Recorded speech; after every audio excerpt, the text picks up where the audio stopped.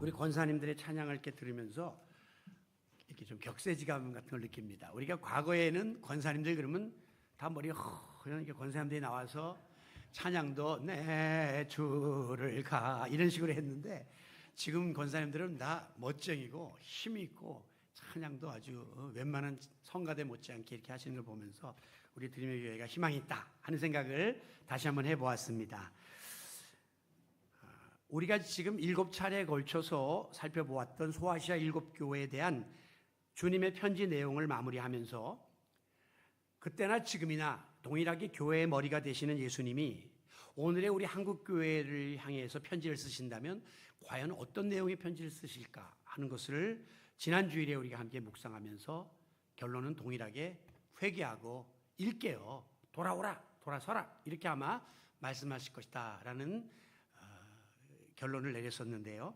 오늘은 이제 이 소아시아 7교회를 향한 모든 말씀의 마지막 시간으로 그렇다면 우리 한국교회 이 성도들 우리 나를 향해서는 주님이 만약에 편지를 쓰신다면 어떤 내용의 편지를 쓰실까 하는 말씀을 함께 묵상해 보려고 합니다. 하나님이 태초에 인간들을 지으셨는데 그때 우리 사람을 만드신 궁극적인 목적이 무엇인가? 모든 행위에는 목표가 있잖아요. 그럼 하나님이 왜 우리 인간을 만드셨을까요? 그것은 한마디로 우리 인간들로부터 영광을 받으시기 위함이다 라고 성경은 밝히고 있습니다. 이사야 43장 7절에 보면 내가 내 영광을 위하여 창조한 자를 오게 하라. 창조받은 우리 피조물은 하나님의 영광을 위하여 지음받았다라고 밝히고 있고요. 고린도전서 10장 31절에 보면 너희가 먹든지 마시든지 무엇을 하든지 그러므로 다 하나님의 영광을 위하여 해야 한다라고 말씀하고 있습니다. 예수님께서 공생애를 사역하시면서 이렇게 말씀해요. 내가 지금 이 같은 모든 일을 감당하는 궁극적인 목적은 나를 보내신 이의 영광을 위함이다. 내가 영광을 받기 위함이 아니라 나를 보내신 아버지의 영광을 위해서 내가 이 땅에 왔고 또 이렇게 사역한다라고 밝히고 있습니다. 그래서 중세의 종교개혁자들도 그들이 내건 캐치프레이즈 중에 오직 하나님께 영광, 솔리 데오 글로리아 라고 하는 강령을 내세운 거예요. 시종일관 하나님께 영광이 우리 기독교 역사의 중심에 서 있음을 알게 되는 것이죠. 우리 기독교 교리를 총괄하는 신앙고백 문답서 중에 웨스트민스터 소요리 문답이라는 게 있습니다. 여기 이제 우리 모든 신앙고백을 담아놨는데 그 제일 먼저 1조가 뭐냐면 질문이 인간의 제일 되는 목적이 무엇입니까? 라고 묻고 있고 그 대답은 하나님을 영화롭게 하고 하나님께 영광을 돌리고 영원토록 그분을 즐거워하는 것입니다. 이것이 바로 답이에요. 그렇습니다. 오늘 예수 그리스도를 구주로 영접하고 구원받은 성도의 반열에 동참케 된 저와 여러분들의 존재 이유가 무엇입니까? 우리의 삶의 목적이 무엇입니까? 그것은 하나님을 영화롭게 하는 데 있음을 믿으시기 바랍니다. 물론 그 안에 여러분들이 이 땅에서 이루고 싶은 목표도 있고 인생살이의 어떤 또 바람도 있겠지만 그것조차도 궁극적으로 하나님께 영광을 위해서 행한다 이렇게 믿어야 하는 거예요. 그래서 가끔 가다가 그 텔레비전에서 영화 배우들이나 또 운동선수들이나 이런 사람들이 어떤 상을 받게 될 때에 수상 소감을 이야기하라고 하면 맨 먼저 하나님께 영광을 돌립니다. 그런 이야기를 하는 이유가 비록 그들은 그 분야에서 1인자가 되는 게 자기 인생의 목표지만 그 위에는 그걸 통해서 하나님께 영광을 돌리고 싶다라고 하는 신앙 고백이 담겨져 있는 거죠. 그러므로 우리는 매사에 무슨 일 하든지 수시로 스스로에게 질문해야 합니다. 내가 과연 이 일을 하는 것이 하나님의 영광이 될까? 내가 이 말을 하는 게 하나님의 영광을 가리는 건 아닐까? 항상 그 질문을 던지면 답이 정확하게 나와요. 하나님의 영광을 조금이라도 가리우고 덕이 안 될 것 같으면 그 행위를 금지하는 것이 그리스도인의 삶의 방식이 되어야 하는 것입니다.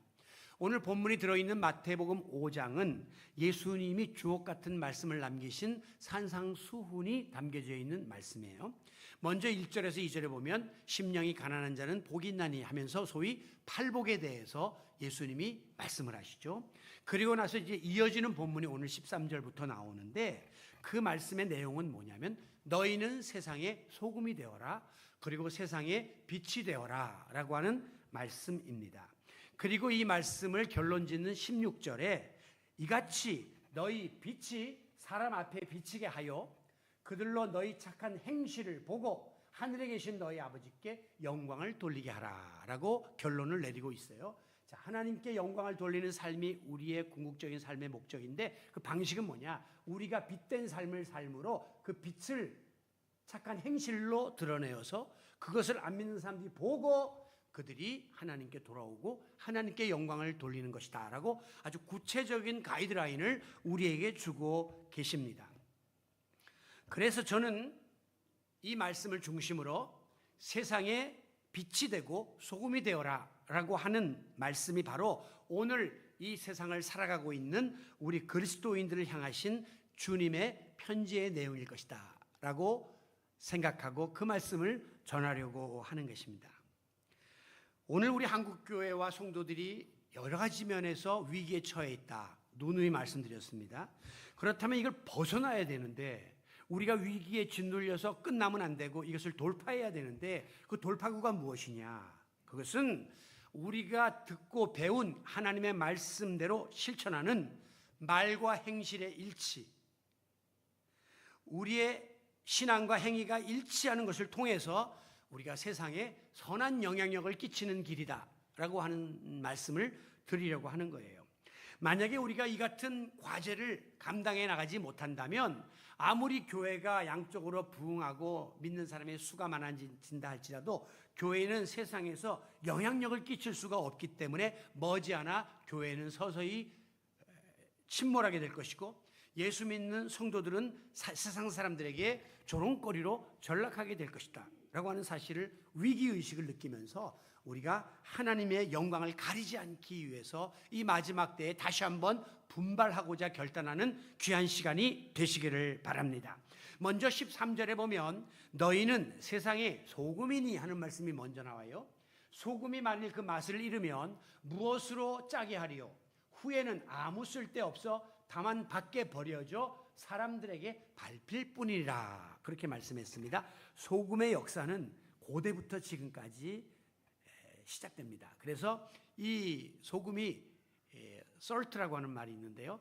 옛날에는 보면 셀러리, 그 월급이라고 하는 그 의미가 뭐냐면 썰트에서 나온 거예요. 즉 소금을 배급으로 줬어요. 봉급 대신 소금을 줬어요. 그만큼 소금은 굉장히 중요한 그런 요소인데요. 그러면 소금의 역할이 뭐냐? 뭐 지금은 방부제 역할도 하고 여러 가지 역할을 하지만은 궁극적인 소금의 역할은 예수님이 지적한 거 보면 맛을 내는, 그래서 미각을 돋우어 사람들을 즐겁게 해주는 것이 소금의 역할입니다. 즉 소금은 짠맛을 내는 조미료 구실을 해야 사명을 다하는 것이에요. 만약에 이 같은 소금이 맛을 잃어가지고 짠맛을 잃어버리면 소금은 아무 쓸데없어요. 저거 가지고 어디에 쓰겠습니까? 그러니까 쓰레기통에 처박든지 길거리에 뿌려버리면 자연적으로 비에 녹아버리게 될 것이니까 사람들이 지나다니면서 짓밟아버리는 그런 신세가 되고 말 것이라고 예수님은 비유를 하신 거예요. 오늘날 이 빛이 되어야 할 우리 그리스도인들이, 소금이 되어야 할 그리스도인들이 맛을 잃어버린 거예요. 우리 소금은 사람들을 기쁘게 하는 것이 사명이라고 했는데 우리 그리스도인들이 세상에서 선한 영향력을 끼치면서 무언가 역할을 해야 되는데 그 맛을 잃어버림죠. 그러면 결국 교회와 성도는 버림을 받게 되고 세상 사람들이 요즘 부르는 것처럼 개독교, 세상에 이것처럼 치욕스러운 말이 없거든요. 개독교인들이라고 모욕을 당하게 되고 사회의 적폐 대상으로 전락하게 된다는 거예요. 적폐 아세요? 여러분 과거에 그 광주에서 민주화 운동이 일어났을 때 그 많은 군중들이 이제 금남로 데모를 하면서 막 이제 독재 타도하면서 막 갔단 말이에요. 그때 거기 MBC 건물이 있었습니다. 그때 사람들은 저 MBC를 적폐 대상으로 봤어요. 저 방송이 광주의 현실을 오도에서 전하고 있고 우리를 폭도로 몰고 있다. 불질러요. MBC 방송 불탔습니다. 이 군중심리라는 건 무섭거든요. 누구 하나가 선동하면 그냥 해버리거든요. 그 다음에 막 가다 보니까 금남로에 번듯하게 세워진 교회가 있었습니다. 군중들 사이에서 외침이 나왔습니다. 저 교회도 불사르자! 이렇게 외칠 때 많은 분들이 막으면서 교회는 아직까지 우리가 손대면 안 된다. 그래도 교회까지 손대면 안 된다. 이러면서 만류함으로 교회가 불타는 것을 막았다는 거예요. 여러분, 그때가 거의 30-40년 전이에요. 그때만 해도 교회는 한참 부흥할 때고 역할을 어느 정도 감당할 때니까 살아남았죠. 만약에 요즘 같은 세상에 그런 일이 벌어졌으면, 야, 저거 교회 저거 수천억 누가 저거 진 거야, 뭐야, 불태워 하고 아마 군중들에 의해서 불태워졌을 수도 있다는 거죠. 교회가요, 잘못하면, 구실 못하면 적폐가 되고 기독교인들이 구실 못하면 개독교인이 된다는 사실은 냉엄한 현실입니다. 지난 주일에 언급했던 이 초대교회 성도들이 사람들로부터 칭송을 받았다 그랬죠. 칭찬을 받고 부러움의 대상이 됐다. 왜요? 안 믿는 사람이 보니까 자기들과 사고방식이 틀리고 삶의 방식이 틀리고 완전히 고차원적인 삶을 살거든요. 자기 거 다 팔아가지고 가난한 사람 막 나눠주고 모이면 막 기뻐서 서로 부둥켜 안고 자기들의 신에게 예배를 하는데 그렇게 좋아 보이는 거예요. 그래서 사람들이 그들을 칭찬했고 박수를 쳤고 부러워했더니 날마다 믿는 자의 수가 교회 안에 더해졌다. 그 이후에 이게 사도행전 2장에 있었던 사건인데요. 조금 시간이 흐르면서 사도행전 11장으로 가보시게 되면 제자들이 안디옥에서 비로소 그리스도인이라 일컬음을 받았더라라고 기록되어져 있습니다. 다시 말하면 사도행전 2장에서 11장 사이에 긴 세월이 흐른 거예요. 그런데 비로소 11장에 가서야 그리스도인이다라고 하는 칭송을 받았다는 거예요. 그러면 이 비로소라는 말은 무슨 뜻이냐?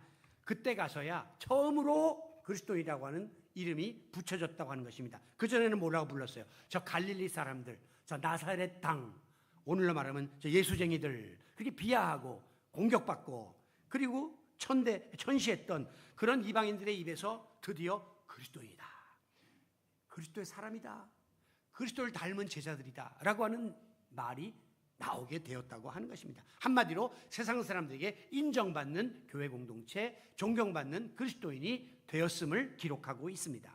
왜 이렇게 될 수 있었을까요? 결정적인 이유는 그들에게서 안 믿는 사람들이 자기들과 차별된 모습을 보았기 때문이에요. 그들의 삶 속에서 자기들이 뿜어내는 악취와는 다른 향기를 맡았기 때문이에요.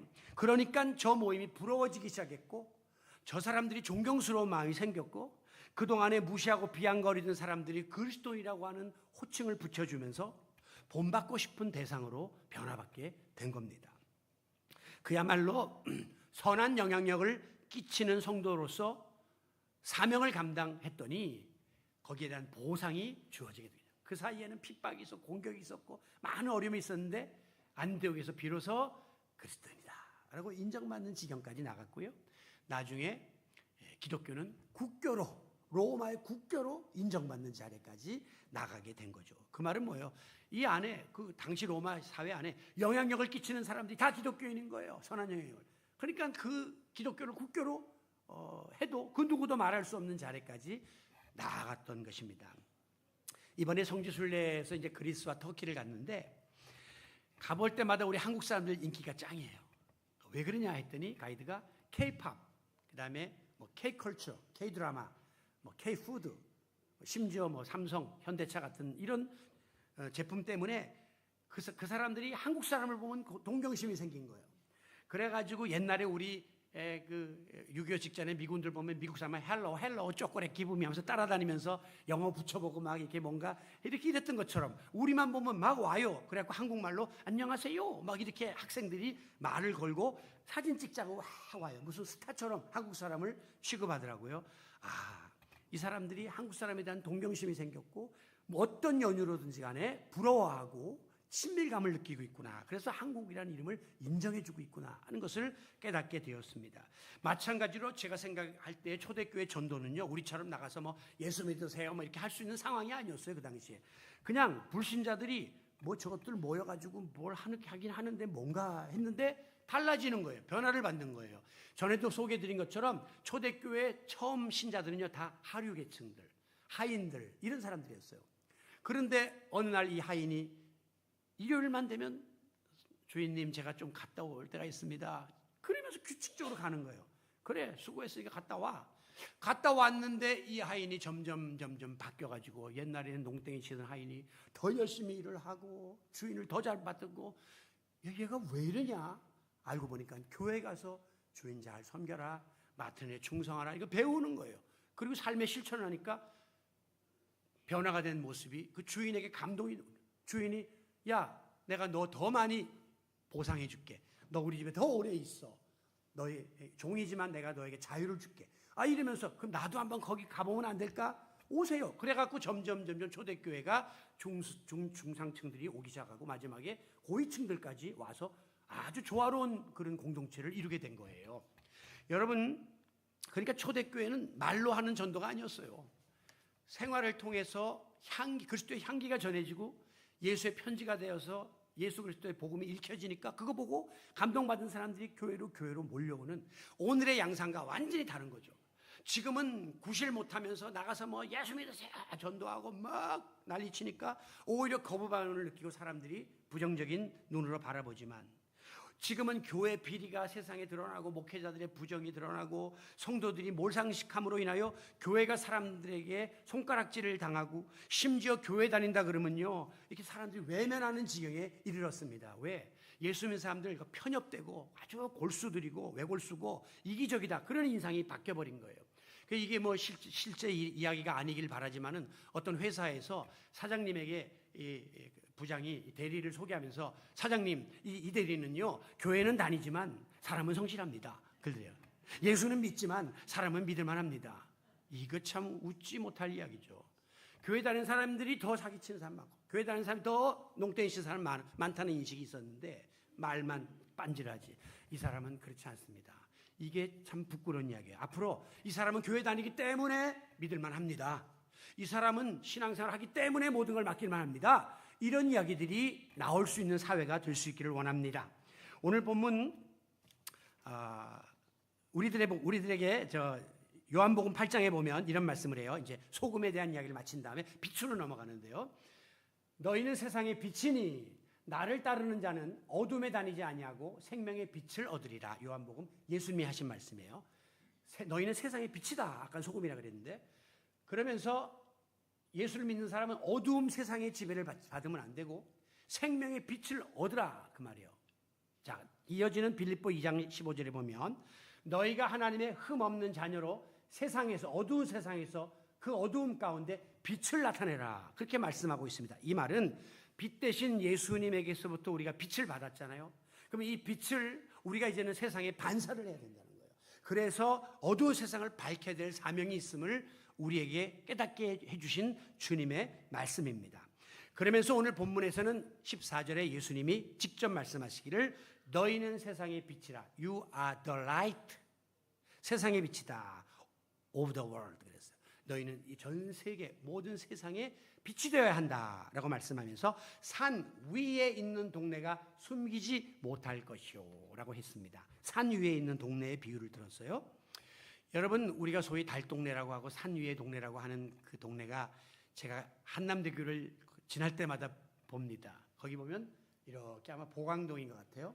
근데 꼭대기에 이렇게 다 교회가 하나 서 있는 게 너무 와닿는 거예요. 저 교회는 정말 산 꼭대기에 이렇게 모든 땅을 함께 어우르는 교회로 자리를 잘 잡았구나. 그러면서 보는데 여기 보면 이슬람 톱탑도 있죠. 이태원. 근데 이 산 위에 있는 집은 산 아래에 있는 집보다 더 훤히 보입니다. 이거. 밤에 불 켜면 이거 다 집안에 다 들여다볼 수 있다는 거예요. 드러난다고 하는 거예요. 산 위의 것은 모든 것이 드러난다. 마찬가지로 빛으로 살아야 될 성도의 삶은 일거수일투족이 세상 사람들의 눈에 적나라하게 다 드러나고 우리는 그들로부터 냉정하게 평가를 받을 수밖에 없음을 경고하시는 말씀이에요. 왜 자꾸 교회를 가지고 그래? 라고 우리가 불평을 하지만 자체적으로 교회는 차별화된 집단이기 때문에 달라야 된다고 사람들이 믿고 있기 때문에 우리를 더 주시하는 거예요. 아니 왜 목사만 갖고 그래? 목사는 달라야 된다고 하는 인식이 있기 때문에 투명한 삶을 기대하기 때문에 산 위의 존재다. 우리는 다 드러나는 존재다 하는 사실을 깨닫고 더 많이 조심하고 애써야 된다는 거죠. 자, 이어지는 말씀을 보면 15절 사람이 등불을 켜서 말 아래 두지 아니하고 등경 위에 두나니 그랬어요. 여기 두 가지 물품이 나와요. 말 그리고 등경. 여러분 그 당시의 사진을 보시면요, 이 말이라고 하는 것은 소위 툇밥이라고 하나요? 뭐 이렇게 그 툇밥 여기 뭘 담아가지고 쌀 같은 거 이렇게 하는 그걸 말이라고 불렀어요. 그러니까 이 안에다가 불을 집어넣을 사람은 없다 이게 지금 불 켰는데 왜? 갇혀버리니까 주위를 밝힐 수 없으니까. 그럼 어디다 놓냐? 당시 이스라엘은 다 벽의 높은 자리에 이렇게 돌로다가 등경을 만들어놨어요. 등받침을. 그 위에다가 불을 켜야 밑에가 환하게 다 비춰질 것이 아니냐라고 하는 예수님의 비유죠. 마찬가지로 예수 믿는 사람과 교회는 자기들만을 위해서 이 말 속에 뒷밥 속에 이렇게 갇혀가지고 우리끼리만 잘하면 돼, 우리끼리만 좋으면 돼라고 살면 그 빛의 의미가 없어진다는 거죠. 그건 이기적이고 폐쇄적인 삶이 되는 것이고, 우리는 등경 위에 세워진 그 등불처럼 온 세상과 이웃을 향해서 두루두루 선한 영향력을 끼치는 역할을 해야 된다라고 하는 사실을 밝히고 있는 것입니다. 이제 불교가 산중의 종교로 자리 잡았죠. 산 속으로 자꾸 들어가서 명상을 하고 참선을 하고 이런 쪽으로 가고 있다면, 기독교는 길거리 종교입니다. 그냥 건물만 생기면 지하에 들어오고 2층에 들어가고 개척을 하면서 길거리에서 이 세상 속에서 존재하는 교회가 된 것은, 우리가 나 스스로를 명상과 참선을 통해서 일정한 경지에 도달하는 것에 그치는 것이 아니라, 우리는 그것을 영향력을 끼쳐야 될 사명이 있다 하는 것을 보여주는 교회와 그런 그 절의 차이점이라고 말할 수가 있죠. 자, 그렇다면 이 그리스도인들이 등불처럼 세상에 빛을 발하며 살려면 어떻게 해야 되는가? 우리 주님은 오늘 우리에게 무엇을 요구하고 계신가? 주님의 편지 내용을 세 가지로 요약해 본다면, 첫째는 심지가 타서 없어져야 된다는 거예요. 등불은 심지가 타서 없어짐으로 불을 발하는 것입니다. 이것을 우리가 영적인 면으로 적용한다면 자기 희생이 뒤따라야 된다라고 하는 거예요. 등불을 켜려면 세 가지 요소가 필수입니다. 등잔이 있어야 되고, 그 안에 기름이 있어야 되고, 그 다음에 심지가 있어야만 불이 켜질 수가 있어요. 아무리 이 등잔에다가 기름을 가득 넣었다 할지라도 심지가 없거나 부실하면 이게 무용지물이 됩니다. 심지가 굉장히 중요해요. 제가 오늘도 예배 전에 이 초가 지금 이렇게 보면 이거는 좀 높이 올라가는데 얘는 지금 낮죠. 그래서 가서 촛농을 좀 뺐어요. 근데도 이게 왜 이러는가 봤더니 끝에 심지가 뭉쳐져 갖고 부실한 거예요. 심지가 부실하니까 빛이 똑같은 새 것을 지금 갖다 놨는데도 비리비리하고 빛을 발할 수가 없는 거죠. 심지는요, 불에 타면서 자신은 없어져야만 빛을 발하는 특성을 가지고 있습니다. 즉 심지의 역할은 자기 희생이에요. 소금이 자기가 녹아서 없어져야 맛을 내서 다른 사람을 유익하게 하는 거예요. 빛이 자기 심지는 태워서 자기는 없어져야 영향력을 끼칠 수 있다는 거예요. 공통점은 뭐냐? 자기 희생이에요. 예수님도 말씀하십니다. 한 알의 밀알이 땅에 떨어져 썩지 아니하면 한 알 그대로 있다. 그런데 땅에 떨어져 썩어야 거기서 싹이 나고 잎이 나고 줄기가 오르고 나중에 거기에 열매가 맺혀서 많은 사람이 먹을 수 있다. 내가 희생돼야 다른 사람이 선한 영향력을 통해서 득을 볼 수 있다고 하는 거죠. 제가 이제 오늘 샌드위치를 여러분께 대접하려고 준비를 오래전부터 했습니다. 왜냐하면 매일 김밥, 매일 그 캐더링 먹다 보니까 지쳤어요, 사람들이. 근데 이거 5주가 있어서 오늘 좀 딴 거라면 좋겠는데 이걸 할 수가 없는 거예요. 여러 가지 관계상. 또 가격들이 비싸고요. 뭐 이렇게 보통 웬만한 건 다 요새 9,000원 뭐 샌드위치도 그 비싸니까. 그래서 고민하다가 내가 이 마켓컬리라고 하는 괜찮은 그 배송 회사에서 적정한 가격에 샌드위치를 찾았어요. 찾는 것부터 엄청 고생했어요. 그래가지고 이거를 신청을 해야 되는데, 이게 문제는 배송을 하면 새벽 배송이라고 새벽 그 다음날 7시에 떨어집니다. 근데 우리는 이제 12시에 밥을 먹어야 돼요. 그럼 그 시간 동안 이걸 어떻게 버틸 것이며, 그 다음에 날씨가 더운데, 그런데 또 늦게 이거를 하면은 다 솔드아웃, 매진이 돼서 다량을 구할 수가 없어요. 그래서 고민하다가 제가 토요일 날 일찍 신청을 했습니다. 그랬더니 다 원하는 물량을 얻긴 얻었는데, 문제는 이제 이게 너무 일찍이 와가지고 어젯밤 10시에 제 카톡에 물품이 도착했다고 온 거예요. 야, 이거 오늘 그럼 내일 밤새 이게 또 그 사람들이 본행을 잘해서 얼음을 다 넣어서 하지만은, 그래서 이거 안 되겠다. 그 집사람하고 10시 10분, 20분에 비 막 쏟아지는데 다시 나와가지고 여기 들어가서 샌드위치를 다 분리하는데, 이게 또 우리 조지순 권사님 또 수박을 또 머리통 3사람만한 걸 2개나 넣어놔가지고 이게 안 되는 거예요. 그래서 다시 또 그걸 쪼개서 분리해서 집어넣고 하면서 희생을 도라면서 내가 그랬습니다. 야, 세상에 이런 목사 있나? 내가 이게 어머니의 마음이구나 하는 마음을 가졌어요. 성도들에게 어떻게 해서라도 신선한 걸 먹이고 싶고 또 새로운 걸 대접하고 싶어서 내가 많은 시간을 들여다보면서 찾아가지고 그거를 위해서 밤에 막 발 뻗고 잠 못 자는 게 일찍 와가지고 또 혹시 밤새 또 혹시 잘못되면 그렇게 정성이 묻어있는 샌드위치니까 오늘 맛있게 드시고 가시기를 바라요. 예. 그런데 뭘 하려다 제 예화를 드냐면 저의 희생이에요. 내 마음도 희생했고 물질도 물론 희생했고요. 또 저의 시간도 희생했고요. 이 희생이 없이는 많은 분들이 영향력을 누릴 수 없다는 거예요. 이게 오늘 그리스도인의 삶입니다. 많은 사람들이 대접만 받으려고 하는 거죠. 가서 뭐 신용만 하고 그냥 그다음에 인정을 받으려고 하는 거죠. 그러니까 영향력을 끼치지 못하는 그런 그룹이 우리 그리스도인이 되어서 예수 믿는 사람 말쟁이다. 너무 부끄러워요. 우리가 왜 말쟁입니까? 실천 안 한다는 거예요. 여러분 절대 나는 손해 안 봐라고 생각하는 마음을 여러분이 갖고 있는 한 절대 교회 공동체는 아름다운 사랑의 공동체가 될 수 없고요. 앞으로 나아갈 수가 없습니다. 여기에 희생자들이 많아지셔야 돼요. 자기 자신을 낮추고 자기를 부인하고 십자가를 지고 주님을 따르는 제자들이 많아질 때 천국이 되는 것이고 이 향기가 나아갈 때 영향력이 세상을 변화시킬 수 있을 줄로 믿습니다. 제가 지난주 수요일 날 국회에 가서 이제 구국기도회를 인도하고 왔는데 국회의원들 몇 분 오셨더라고요. 그러니까 제가 좀 듣기 거북해도 이 말을 꼭 했어요. 저는 68평생을 살면서 한 번도 국회 마당을 밟은 적이 없습니다. 그러니까 국민과 무관한 곳이다 여기가 사실은. 흔히들 국회를 민의의 전당이라고 하는데 백성들의 뜻이 모아진 곳이라는데 최근에 벌어지는 여러 가지 작태라 했어요. 보면 정말 국민의 한 사람으로서 부끄럽고 불편합니다. 그래서 불편하고 참 힘이 들다 국민들이 그런 이야기를 했어요. 또 그러면 너무 섭하니까 그러나 이곳에서 오늘 이렇게 기도회가 열리게 되어서 너무 마음이 위로가 되고 감사합니다. 그렇게 또 병주고 약까지 이렇게 줬는데 어쨌든 간에 국회의원들 오늘 장로님이 유치하다 그래서 깜짝 놀라서 기도하다가 유치하다 그랬는데 유치해요 진짜. 유치라는 게 뭐냐면 어린애 같다는 거거든요.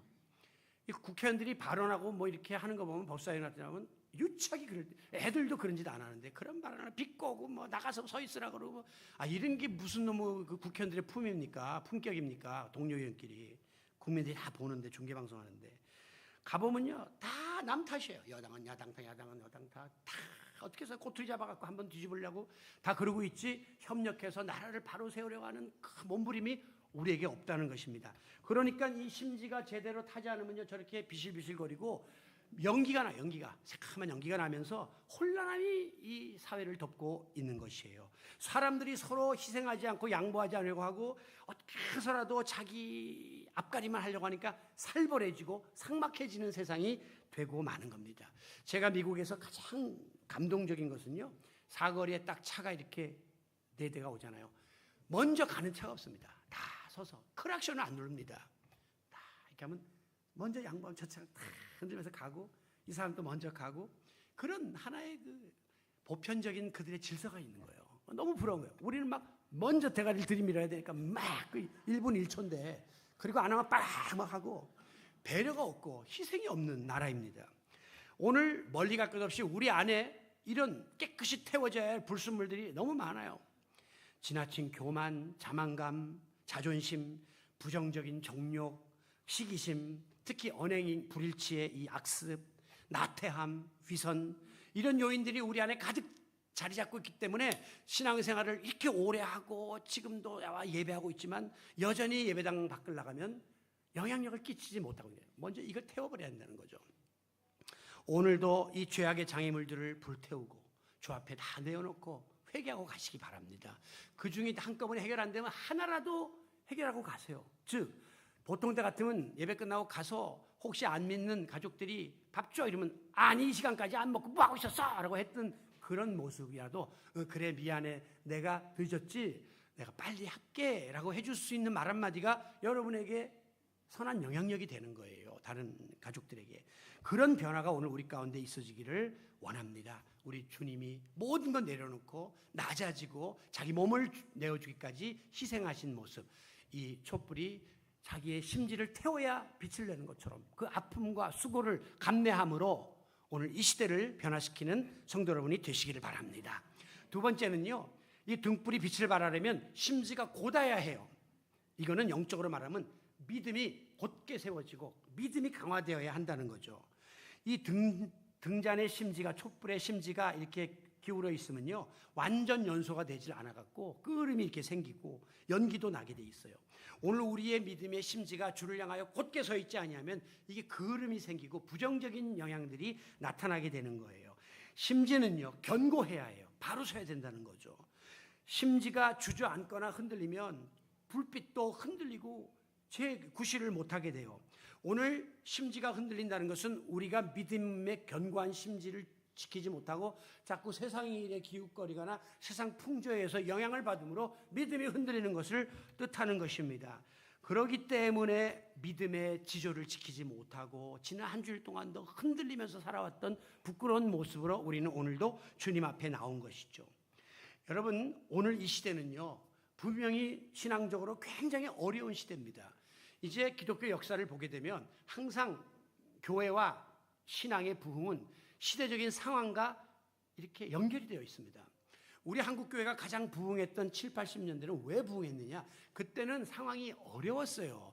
그때는 군사 독재적인 정치적 상황도 있었고 사회적으로도 혼란했고 또 경제적으로도 어려웠고 또 모든 놀거리나 먹거리가 부족했고, 그러니까 우리가 영적으로 갈급함이 생기면서 교회로 몰려들고 하나님께 매어달리고 뭔가 의지할 대상을 찾았던 거거든요. 그럼 지금 2020년대 와서 왜 이렇게 수그러지고 있느냐? 옛날보다 모든 것이 안정됐고 자유로웠고 이제는 누리고 있고 한국이 또 우리 경제적으로 모든 면에서 풍요로웠거든요. 놀거리 먹거리가 이렇게 많을 수가 없습니다. 세상에 세계를 다녀봐도 이렇게 다양하게 하는 나라가 없어요. 다른 미국, 유럽은요, 그냥 생선 그러면 구이 하나 끝이에요. 튀김하고. 우리는 그 회쳐 먹죠. 탕해 먹죠. 뭐 별의별 마지막에 비빔밥 볶음밥까지 해서 먹죠. 하여간 기가 막힌 나라예요. 그렇기 때문에 점점 육적인 것이 강해지면 영적인 것이 소홀해지는 것이 인간의 그 심리예요. 둘 다를 다 잘하기가 어렵거든요. 그러니까 시대적인 도전을 우리가 지금 받고 있는 거죠. 그럴수록 더 정신을 바싹 차리고 오직 우리의 마음의 심지를 주를 향하여 곧게 하고 믿음의 심지를 견고히 해야 합니다. 이사야 26장 3절에 보면 주께서 심지가 견고한 자를 평강하도록 지키시리니 이는 그가 주를 신뢰함이니라. 심지가 견고한 것을 주님을 신뢰하는 것과 동일하게 이야기하고 있습니다. 신뢰, 이게 곧 믿음이에요. 하나님을 향하여 바른 믿음을 지닌 자가 심지를 옳게 세운, 곧 올곧게 세운 사람이라고 말씀하고 있는 것이죠. 아무쪼록 우리의 중심이 하나님을 향하여 반듯하게 세워지고 주님의 일을 우리가 열심을 품고 감당하고 초지일관 감당해 나가므로 믿음의 심지를 곧게 세우고 흔들림 없이 빛을 발하는 성도 여러분들이 되시기를 바랍니다. 자, 마지막으로 이 등불이 빛을 발하려면 심지가 기름의 깊숙이 담겨져 있어야 해요. 저는 이것을 성령 충만함이라고 영적으로 해석을 해 보았습니다. 우리가 등잔불을 밝히는 데 있어서 가장 중요한 조건은 심지가 기름에 잠겨 있어야 돼요.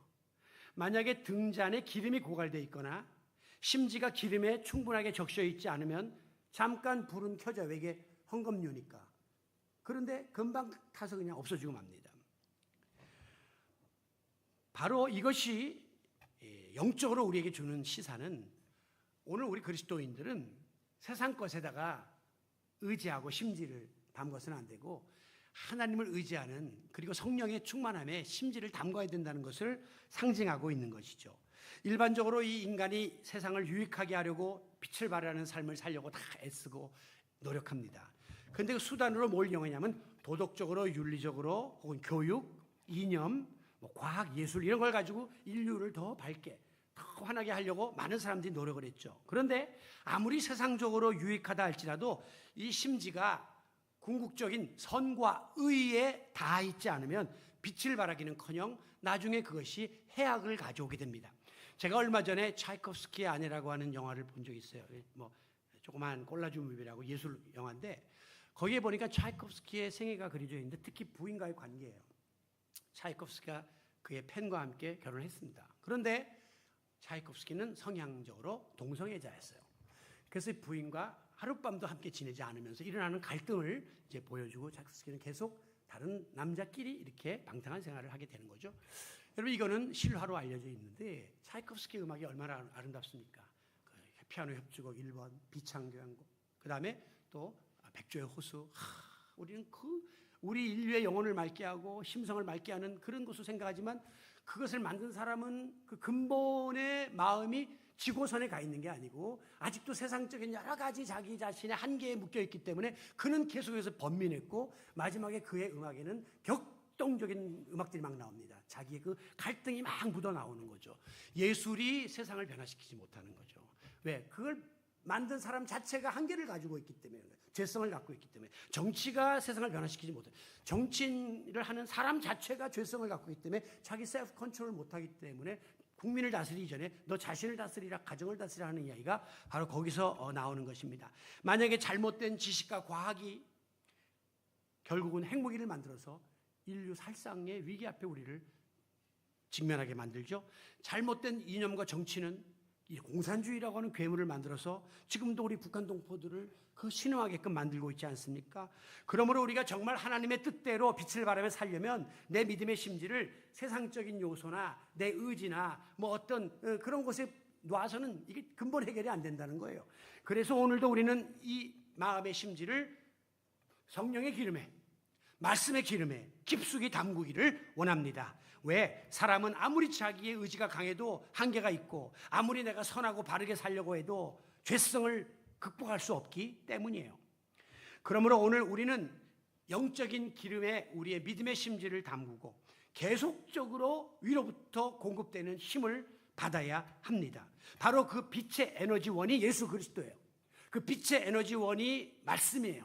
그리고 빛의 에너지원이 성령의 기름이에요. 오늘도 우리는 그 예수 그리스도를 통해서, 말씀을 통해서, 성령님의 감동을 통해서 끊임없이 에너지를 공급받음으로 오늘 빛을 발하며 세상을 향하여 선한 영향력을 끼치는 귀한 성도 여러분들이 되시기를 바랍니다. 사도행전 24장에 보면 유대 종교자들이, 종교 지도자들이 바울을 잡아다가 벨릭스 총독 앞에 갖다 놓고 고문을 했습니다. 그러면서 뭐라고 고발을 했냐면 이 사람은, 이 바울은 전염병 같은 자다. 옛날 성경에 보면 연병 같은 자다 그랬어요. 옛날에 할머니들이 시골에서 자식이 뭐 이렇게 잘못하면 이 연병할 놈 그러잖아요. 연병 걸릴 놈. 좋지 못한 말이죠. 연병이라고 옛날 사람들은 그 생각인데 이게 바로 오늘의 장티푸스예요. 장티푸스. 그러니까 그 당시 가장 무서운 전염병이에요. 콜레라 같은 거죠. 요즘으로 하면 코로나 같은 거죠. 이게 한번 확 걸리면 그냥 그 마을이 쑥대밭되는 거예요. 바울이라는 사람이 전하는 복음이, 그가 전하는 예수 그리스도의 바이러스가 얼마나 무서운지 받기만 하면 한 동네가 확 뒤집어지는 거예요.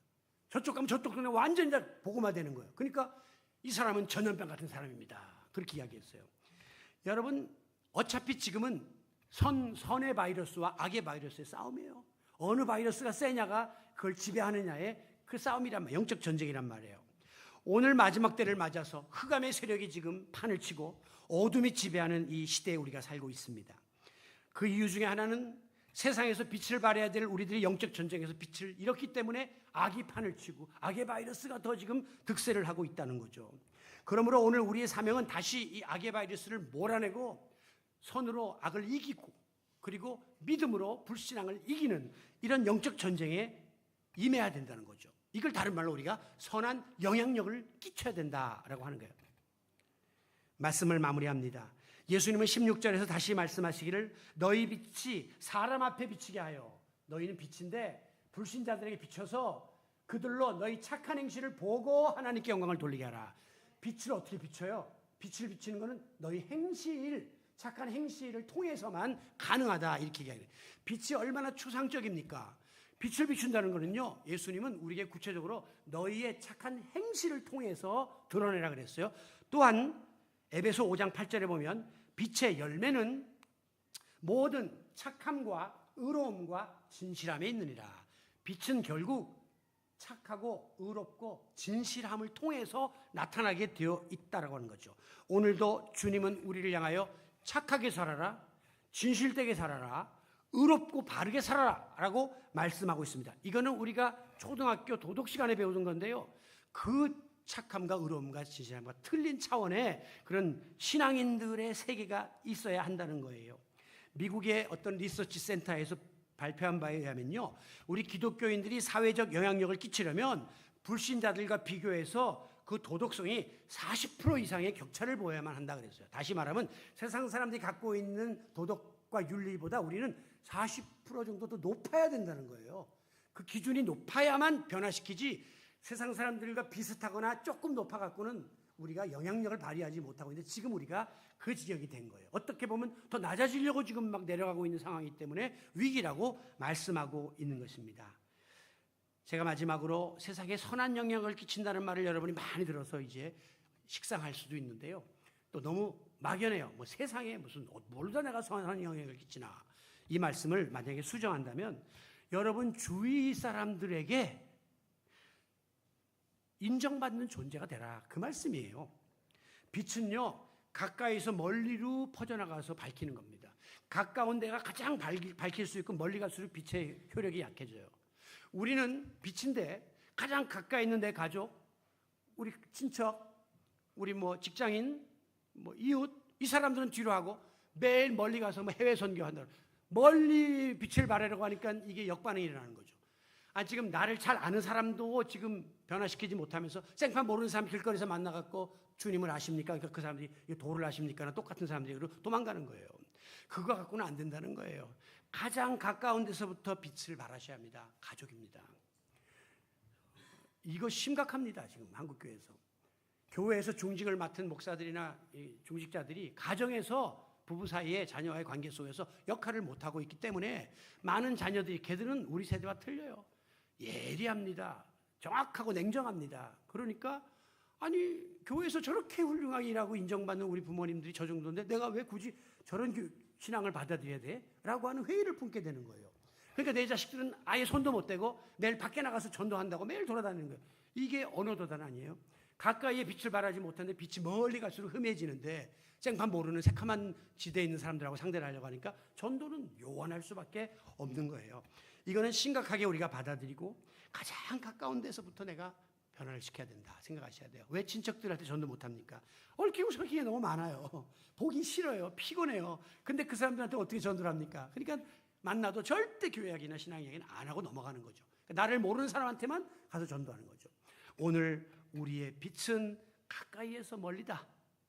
세상을 변화시킨다는 거 엄청나게 생각하지 말고 바로 네 옆에 있는 그 상황부터 변화시켜 나가라 하는 이 메시지가 마지막 때 우리 주님이 우리에게 들려주시는 편지의 내용이라고 생각합니다. 이를 위해서 결과적으로 정리해보면 등잔에 심지가 타들어가듯이 나를 희생할 각오해야 돼요. 내가 2번 더 부엌에 나가고 남편도 한 번 더 부엌에 나가주고 하는 희생이 구체적으로 있어야만 합니다. 2번째, 주님을 향해서 믿음의 심지 굳게 하고 웬만한 바람이 불고 세상 풍조에 흔들리지 않도록 자기를 지켜나가야 하고, 내 힘으로 안 되기 때문에 성령의 충만함에 내 심지를 담가서 성령이 공급하시는 힘으로 이 같은 사명을 감당해 나갈 수 있는 주님의 자녀들 되시기를 예수님의 이름으로 축원합니다. 아버지 하나님, 오늘 우리는 매우 구체적이고 현실적인 이야기를 나누었습니다. 우리가 거창하게 세상에 선한 영향을 끼친다고 하지만 세상은 바로 나와 가장 가까운 곳이고 선한 영향력은 그들에게 인정받는 것이라고 했습니다. 오늘도 우리의 생각을 다시 한번 돌아보게 하시고 나의 삶의 자세를 돌아보게 하시며 나 자체가 지금 심지를 태우지 않으려고 하고 심지가 기울어져 있고 심지가 기름에 닿아 있지 않은데 어떻게 빛을 발할 것인지 자신을 냉철하게 돌아보므로 자기 희생과 믿음의 강화와 성령 충만함으로 무장하는 우리 모두가 되게 하여 주옵소서. 예수님의 이름으로 기도하옵나이다. 아멘.